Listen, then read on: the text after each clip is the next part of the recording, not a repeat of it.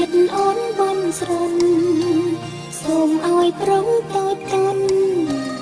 គិតថាអូនសំខាន់តែម្នាក់ក្នុងលោកអូនជាផ្កាក្រអូបប្រពៃគ្រប់ស្ត្រីគ្មានន័យដូចជាអូនទេបើវាចា